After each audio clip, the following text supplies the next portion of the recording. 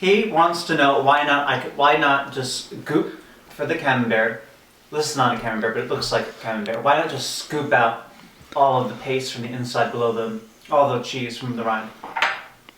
You wouldn't want to do that for any bloomy rind cheeses, or even a cheese like this, which is covered in vegetable ash, or a wash rind cheese.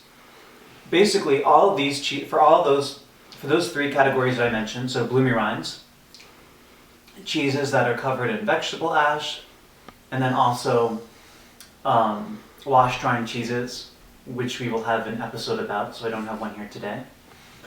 Those three categories, you definitely want to eat the rind. The rind is definitely part of the cheese.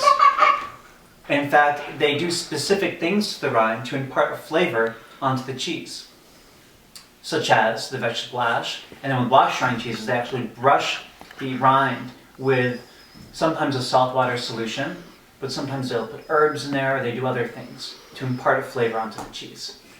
And in this case, I would even say that not eating the rind of the cheese would be like not eating the crust of a pie.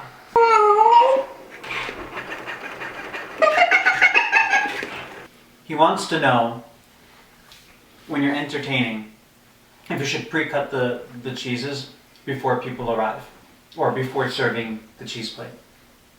Now, I would actually discourage you from doing that if possible, just because the cheeses will start drying out. See, he agrees. So you preserve the cheese for a longer amount of time if you don't pre-cut it. However, that being said, you can cut a couple of slices just to give people an idea as to the proper way to slice it. Why did I use different knives for all the cheeses? For two reasons. There are specific knives that work best when slicing different types of cheeses. This knife, for instance, you'll notice has vertical slits in it here. And so when cutting a cheese, a really oozy cheese like camembert or brie or this bloomy rind here called haystack, the cheese doesn't stick as much, and still obviously sticks onto the knife, but it doesn't stick as much as it might if you were to use this knife. This knife, on the other hand, works best, so you have almost no serrated edge here, and this works perfectly with this because you're basically just spooning it out. I mean, in this case, you could almost just use a spoon. Another knife that's very handy when slicing cheese, that works well, is a really thin knife.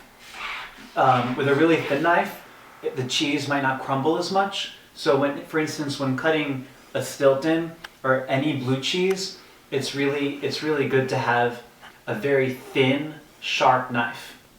So this works. This is excellent. And something else that you might do is have a glass of really hot water. Put the knife in there to the hot water.